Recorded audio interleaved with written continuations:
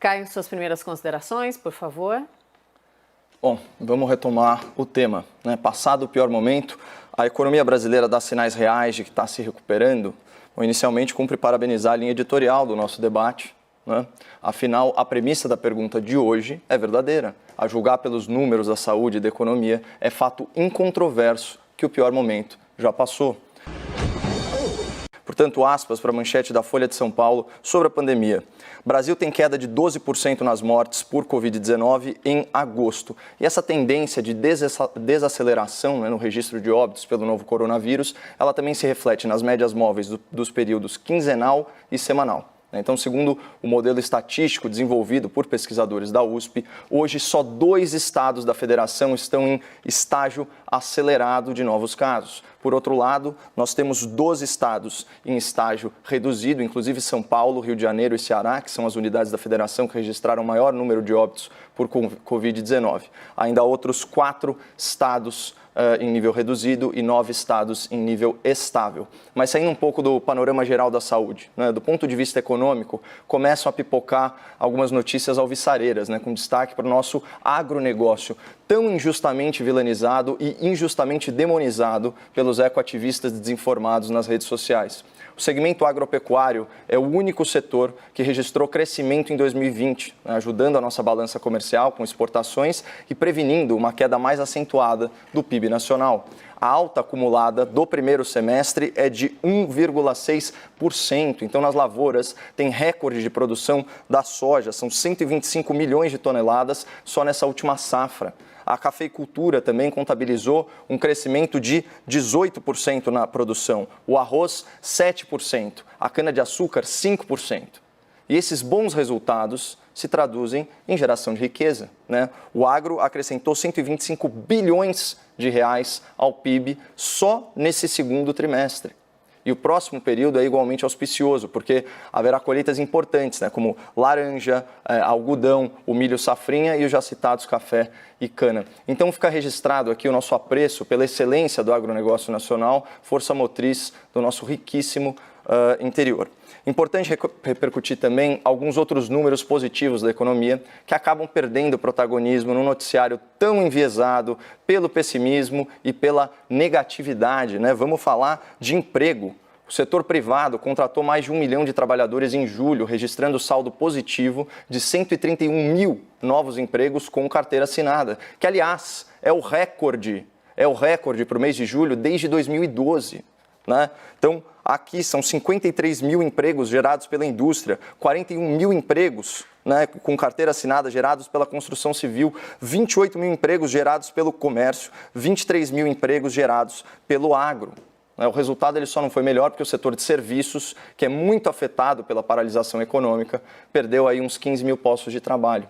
Ainda assim, a realidade é que o país está contratando mais de 4.200 trabalhadores por dia, e isso sob o rigoroso regime da CLT e de uma legislação fiscal que tributa excessivamente o emprego, desestimulando as novas contratações. Né? Eu não suporto mais, eu cheguei no limite. E falando em imposto, né, vamos tratar de outro pilar econômico fundamental, que é a arrecadação tributária. E em 2019, o governo ele reduziu os seus gastos, né, em quase 0,5%, e houve retração do investimento público superior a 5%. Assim, o crescimento do produto interno bruto do ano passado, de 2020, ele foi puxado pelo setor privado, com registro de 644 mil novos postos de trabalho formais, aumento de 1,8% no consumo das famílias brasileiras e crescimento de 2,2% nos investimentos produtivos. Então, trazendo para 2020, com o setor privado fortalecido, ao contrário do que foi colocado aqui no debate. O primeiro bimestre desse ano registrou recorde de arrecadação. O superávit de janeiro, já descontada a inflação, né, bateu 4,69%. Veio a paralisação econômica e derrubou a receita dos impostos. Então, nós tivemos aqui 28% de queda em abril, 32% de queda em maio, 29% em junho. Ou seja, na média do segundo trimestre, a arrecadação tributária despencou 30%, mas em julho esse número dá uma guinada para cima e evolui para menos 17%, que é praticamente a metade do déficit no auge da crise. Portanto, analisando os números macro, dos setores produtivos, do emprego e da arrecadação tributária, não há dúvida que nós já adentramos no longo processo de recuperação econômica, que pode muito bem ser acelerado de 3 formas: pelo corte de despesas governamentais, pelas reformas estruturais, especialmente a reforma administrativa, e pela desestatização de ativos em empresas públicas, via concessão ou via privatização. Mas eu volto a atenção do espectador à pauta do dia, que é a queda de 9,7% no PIB do segundo trimestre. 2 pontos fundamentais para que você não seja vítima aí de narrativas enviesadas sobre esse dado, que é grave, sim, e é alarmante. Primeiro, essa retração do PIB brasileiro está exatamente na média dos países da OCDE, que é a Organização para a Cooperação e Desenvolvimento Econômico, formada aí por mais de 30 países com alto IDH, o Índice de Desenvolvimento Humano. Na verdade, a queda no PIB do Brasil é proporcionalmente menor do que em países como Alemanha, Áustria, Canadá, Bélgica, Itália, Chile, França, Portugal, Hungria, México, Espanha e Reino Unido. Os britânicos, por exemplo, experimentaram aí mais de 20% de retração econômica nesse mesmo período. Segundo ponto, uma queda acentuada no PIB do segundo trimestre já era antecipada, tanto pelo governo quanto pelo mercado, que, aliás, projetou cenários bem mais negativos que o atual. Portanto, pegando carona aí na metáfora do ministro Paulo Guedes, essa linha editorial de certos setores da imprensa que enfatiza a repetição nauseante dos números negativos decorrentes da paralisação econômica é o mesmo que reportar um raio relatando apenas o seu trovão, o som atrasado de um desastre que já aconteceu e para o qual nós fomos alertados por vozes solitárias. Vamos então ao debate. Bruno e Caio, por favor. Obrigado, Mona Lisa. Eu acho que é importante a gente pontuar uma coisa, que a gente não está discutindo aqui se nós estamos já em um cenário de recuperação econômica ou não. Sim, nós já passamos por uma fase que é a fase mais crítica dessa pandemia. A nossa discussão é qual é essa recuperação econômica, qual é o nível dessa recuperação econômica. Já é improvável a gente falar em uma subida em V no ano que vem, até porque a gente ainda pode ter revisão desse número e isso é normal. Queria dizer para o telespectador que isso é normal, não é que você não precisa confiar nos dados, isso é absolutamente normal e que pode ainda ter uma queda ou um crescimento tímido no próximo trimestre. Olha, doutor Bruno, a despeito aí da sua vontade de debater o alfabeto dos economistas, então se a recuperação vai ser em V ou vai ser em U, eu acho que você está equivocado em relação ao tema do debate, por isso eu vou reler a pergunta para que a gente fique aí no tema em pauta. Passado o pior momento, a economia brasileira dá sinais reais de que está se recuperando? É sobre isso que estamos falando. A gente pode, inclusive, abordar a questão da velocidade. Eu dei aqui 3 formas da gente acelerar a recuperação econômica para que ela se pareça mais com um V e menos com um U. Mas, sem dúvida nenhuma, a resposta à pergunta do debate é sim. E assim estão indicando os números macroeconômicos. Agora, a pandemia do novo coronavírus, isso descartadas aí teorias conspiratórias, ela é um fenômeno natural. Ela é um fenômeno da natureza. A paralisação econômica é uma escolha política com base nesse fenômeno. E aqui cabe sim discussão, porque a paralisação econômica ela foi feita de forma pouco criteriosa, pouco científica. E a prova disso é justamente a flexibilização do isolamento social horizontal. A flexibilização está sendo sim feita de forma infinitamente mais racional que a paralisação. Nós tivemos municípios aí sem casos do novo coronavírus, com atividade econômica hiper restrita antes do tempo. Algumas outras localidades poderiam ter atividades econômicas liberadas antes do que foram. E por aí vai, é disso que a gente está falando, é como você balanceia. Ninguém nunca foi contra isolamento social. O que se discutia era isolamento social dos grupos de risco, das regiões mais afetadas, ao invés de um isolamento social horizontal que penalizou muito todos os cidadãos, ou a grande maioria dos cidadãos. Não é à toa que a gente tem aí pelo menos 2/3 da população economicamente ativa alegando queda de renda. Então não venha com essa. A queda da economia não é decorrente da pandemia, das escolhas políticas em função e em razão da pandemia. E as pessoas, os tomadores de decisão, vão ser devidamente responsabilizados pelas escolhas que estão fazendo agora.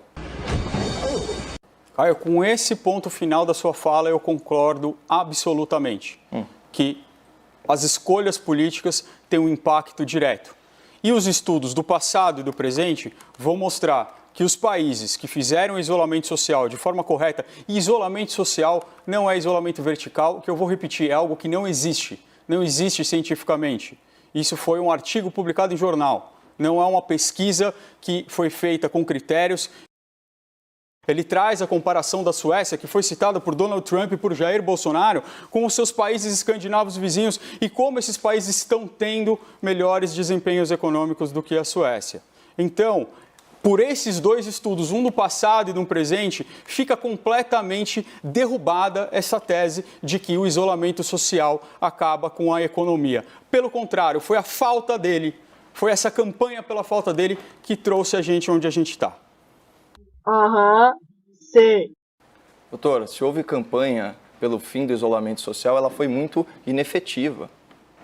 Porque o que se verificou no mundo inteiro foram justamente formas mais rigorosas de isolamento social. E contrariando aí a sua fala, você pega países que foram um pouco mais moderados em relação ao isolamento social, como o Japão e Coreia do Sul. A Coreia do Sul teve uma retração no PIB só de 3,3%. O Japão teve uma retração de 7,8%. Então, um índice aí melhor do que as nações desenvolvidas e as nações da OCDE. Por outro lado, você tem países que fizeram um lockdown completo, como Portugal, com 14% de queda no PIB.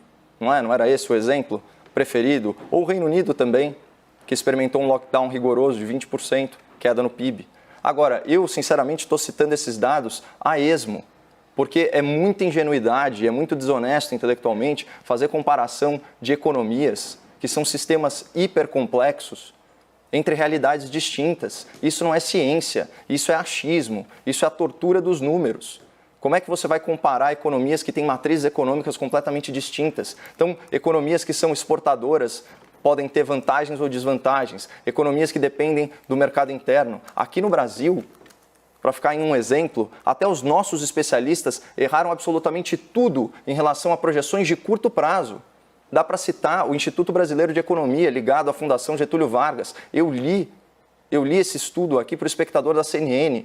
A projeção, um dos cenários previstos, era de 12.600.000 desempregados. Desemprego extrapolando a casa dos 23%. Hoje nós temos uma situação gravíssima, né? 13% de desemprego, 1 milhão de novos desempregados aí no saldo acumulado desse ano. Mas é muito diferente de 12 milhões de desempregados. Por quê? Porque a economia é uma coisa dinâmica. E também pela presença do governo federal, que organizou, em parceria com o Congresso Nacional, o auxílio emergencial e tantas outras medidas, como, por exemplo, a MP que permitiu a flexibilização das regras do direito do trabalho e, por meio de 16 milhões de contratos de trabalho, individuais e coletivos, poupou aí mais de uma dezena, né, de milhões de empregos. Glória a Deus, glória a Deus. Então é disso que a gente está falando, ficar trazendo esses números como se esses estudos fossem verdades científicas é muita desinformação. Caio, eu já disse várias vezes que eu não ia discutir com adjetivos, com adjetivações a mim, até porque quando João fala de Pedro, se sabe mais de João do que de Pedro. Mas quem você está acusando de ser desonesto intelectualmente, de trazer achismos, é um jornalista dessa casa, que fez uma apuração e trouxe no jornal dessa casa. Uma perda de tempo. Perda de tempo. Um pouco antes de começar o grande debate. E é uma apuração que não é feita em achismo. Isso é uma análise, isso não é uma projeção, isso não é um achismo, isso é uma pesquisa que pode estar errada, mas que precisa ser contestada pelo método científico. Ótimo que você encerrou a tua colocação exatamente com o que seria o início da minha. Isso são estudos, isso são pesquisas. O que é achismo, doutor, é tratar esses estudos, essas pesquisas, essas projeções como se elas contivessem verdades científicas. Você percebe, no próprio método, na própria metodologia que você apontou, né, você já percebe a imperfeição em relação à realidade complexa. Né? Será que esse estudo considerou faixa etária populacional e os grupos de risco e a prevalência de comorbidades? Será que esse estudo considerou as matrizes econômicas de cada um dos países avaliados? Será que ele considerou variáveis, por exemplo, como o fato de 50% da população brasileira viver com o pé no esgoto? É óbvio que não. Então, quando você faz esse recorte, você faz esse cruzamento de dados, ok, você pode ter referências. E eu não sou contra isso. Só que são indícios, são evidências, não são verdades científicas. E é disso que se trata. Então, não distorça o meu argumento, eu fui muito claro desde o começo. E é importante falar também, porque, de novo, o viés na parte negativa, na queda do PIB, quase de 10%. Mas, se nós formos ver, não só nós estamos na média da OCDE, na verdade, ligeiramente abaixo. O Brasil registrou 9,7%, os países da OCDE, 9,8% de retração na queda do PIB. Mas se você pegar as 7 maiores economias do mundo, 10,8% de retração. Pegar a zona do euro, né? São todas regiões com lockdown, com isolamento social até mais restritivo que o Brasil. Zona do euro, 12,1% de queda econômica. Né? Se você pegar a União Europeia como um todo, 11,7%. Fora todos aqueles países que eu listei que tiveram retração do PIB. Então, o que eu estou tentando mostrar aqui para o espectador, né, para descolá-lo aí dessa narrativa quase uníssona na imprensa nacional, é que esse é um movimento global esperado e que, ao contrário do que está sendo ventilado por aí, há números auspiciosos, sim, inclusive lastreados no desempenho econômico que você menosprezou de 2019. Afinal de contas, quando a gente fala em investimento produtivo, a gente está falando na formação bruta de capital fixo. Isso é investimento em produtos que transformam e que produzem outros produtos, isso é geração de valor. Você teve um governo federal não só congelando contratações, como contabilizando 30 mil funcionários públicos a menos em 2019. Então você teve uma queda, né, no desenvolvimentismo estatal. Você teve uma queda da participação do setor público no PIB. Isso fortalece o setor privado e é um dos motivos da gente estar aguentando as pontas na pandemia, porque é o setor privado responsável pela maior quantidade de empregos.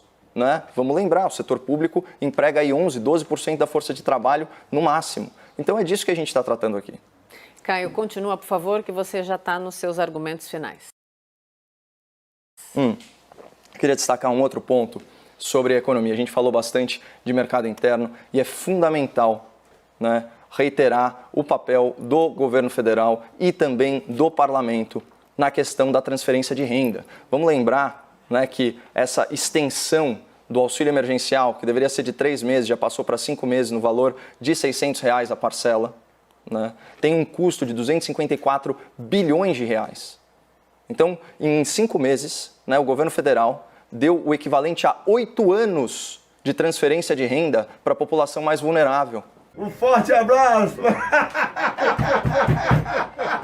Isso sob o programa Bolsa Família, que até então era o maior programa de assistência social do Estado brasileiro. Essas medidas emergenciais, pontuais, a bancarização de dezenas de milhões de pessoas, isso está sendo negligenciado, a importância disso está sendo negligenciada do debate público para a manutenção da economia.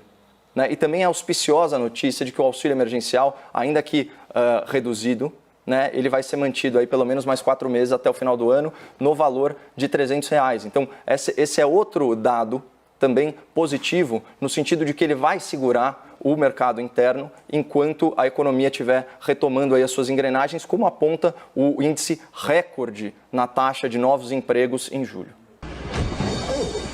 Bruno, seus argumentos finais, por favor. Obrigado, Mona Lisa. Olha, Caio, eu queria viver nesse país em que você apresentou aqui. Mas eu acho que, infelizmente, Caio, agora é minha vez. Eu acho que, infelizmente, a gente não está com todos esses índices. A gente acabou de ter uma notícia de que no primeiro trimestre nós já tínhamos uma retração. Mas eu quero falar por final.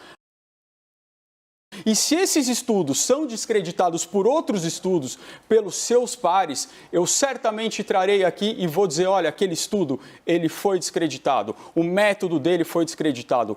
Eu não posso fazer isso. Eu não tenho a competência científica para fazer isso. Faz tempo. Faz tempo, né? Ué. Então, nós não podemos chegar aqui e falar, olha, eu não sei se a teoria da gravidade de Isaac Newton foi muito bem provada, eu não sei se ele realmente olhou a teoria da inércia. E eu uso essa teoria porque ela foi, lá na frente, superada por Albert Einstein. Porque ele tem condições de rever a teoria da gravidade de Isaac Newton. Eu não. Ai, que burro, dá 0 para ele. Obrigada, debatedores. Boa noite, Bruno. Até amanhã. Boa noite, Caio. Obrigado. Até Boa amanhã. noite, Mona Lisa. Todas as edições do Grande Debate estão disponíveis na íntegra no nosso site e também no nosso canal oficial do YouTube. E antes de encerrar, a gente lembra que no próximo domingo, 6h30 da noite, tem estreia importante aqui na firma, né, Caio Junqueira? Isso aí, estreia da série do Anthony Bourdain, Lugares Desconhecidos, a série de gastronomia. Uma perda de tempo. Perda de tempo. E viagens com o chefe que conquistou o mundo. Chega aqui na CNN Brasil com temporadas inéditas. É isso aí, uma ótima noite a todos. Na sequência, o Jornal da CNN, William Vac, Thais Lopes e o nosso timaço para continuar fazendo companhia.